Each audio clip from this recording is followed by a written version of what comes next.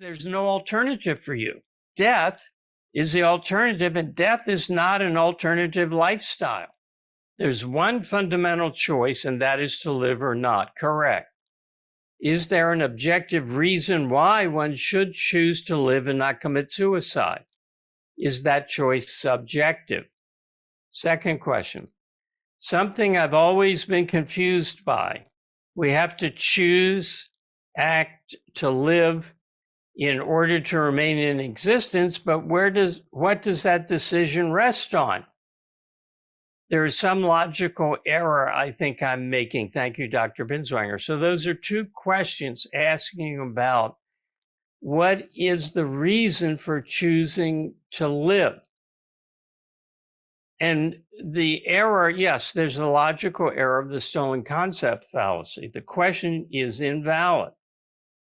You can answer it in a sense, which I will in a minute.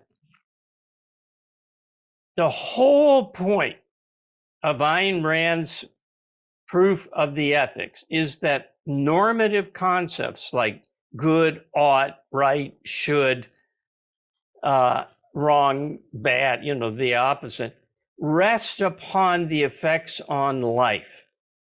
So to ask, is there a reason why one should choose to live and not commit suicide is exactly like, it's out of place. It's a stolen concept. It's exactly like somebody saying, how many goals do you get in soccer for choosing to play a game of soccer? I can't see a soccer reason. I can't see a justification within soccer for playing soccer. No, of course not, because soccer justifications are premised on you want to win a game of soccer. You're playing it and you want to win.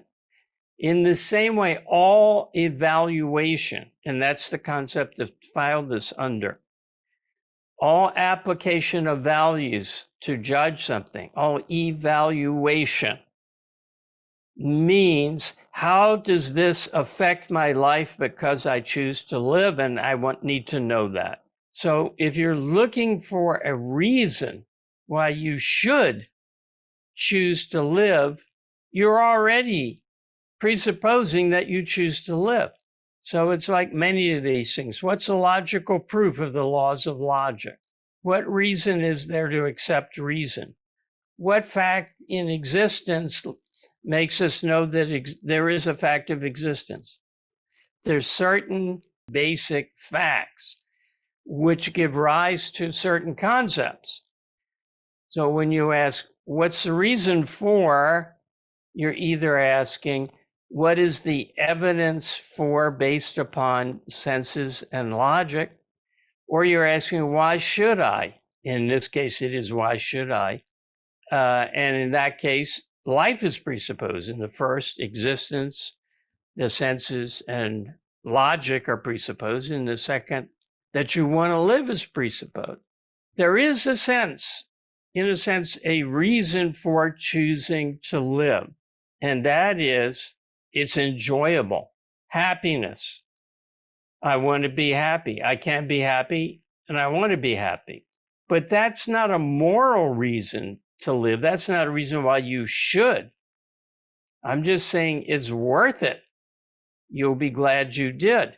But if that should not be the case, if you should be living with a terminal illness, God forbid, or God forbid, in permanent pain, I'm smiling while I'm saying God forbid. I don't really approve of that use of our fictional characters. But if you're living with cancer, let's say, that's incurable, and there's no prospect of a cure on the horizon, say it's 1930, and you got more and more pain, you should kill yourself. Or rather, there's no shoulds that say you have to stay and suffer. So the only reason, in quotes, the only motive for living is that it's worth it.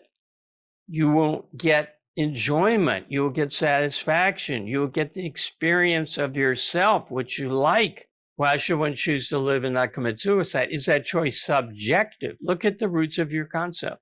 Subjective is a distinction from objective. since there is no objective evaluation outside of life, there's no contrast between objective and subjective. If you want to, if you choose to, you live. If you don't want to, you don't choose to live. That's not subjective. Subjective means there are facts, there are values, there are reasons, and you're playing soccer. There's a good move and a bad move. Objective in the situation or not. But if you're not playing soccer, the soccer considerations don't apply. Now, the thing about that makes it not subjective, while you can't apply any negative concept to it, is there's no alternative for you. Death is the alternative, and death is not an alternative lifestyle. Death is non-action, non-values, non-choice, non-existence. So it's not like soccer. When you don't play soccer, you're doing other things. Just standing and breathing and taking in the scene is doing other things. But when you're dead, you're not doing something else. And then the question will be, well, why is living better than doing that other thing? It's values and evaluation based on life or nothing. Now, why is it that we're able to morally condemn people who are on the death premise, people who choose not to live for irrational, but because they irrationally don't look at the whole context and see that they could be, if they're young enough, happy. And what I mean by young enough, if they haven't committed 6 murders, and they have, enough of a basis to value things and achieve happiness. But if you're young enough and you choose not to live, if you have your life open to you, you're not dying of cancer, you just don't feel like it, that's immoral to choose to kill yourself arbitrarily like that. Why is it immoral? Everything I said implies I can't say it's immoral. And I can't really say it's immoral. But what I can say is I have chosen to live. And by the standards of life, which are the only standards they are, that's hideously bad.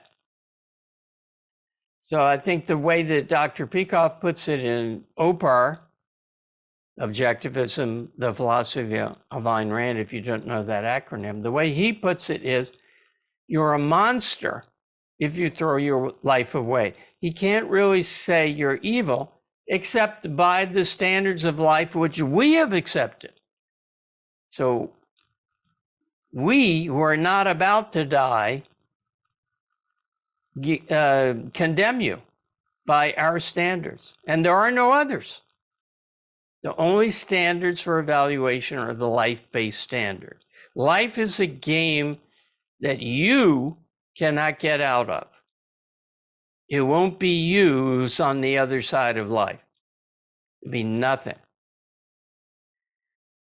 So that's a good question, and a question bearing discussion, and let me condense it down.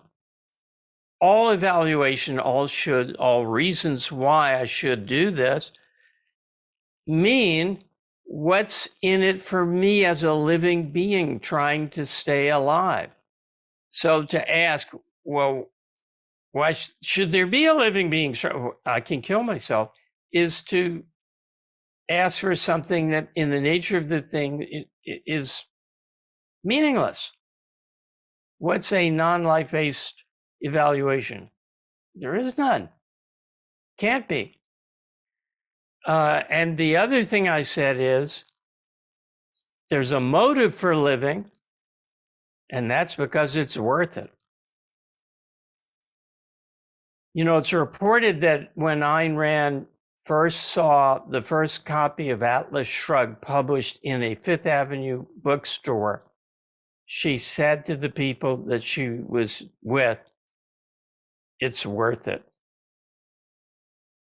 And I think all of us have had those kind of moments where, yes, there's been a lot of bad times. Yes, there've been struggles. Yes, there's been a lot of effort, but it's worth it.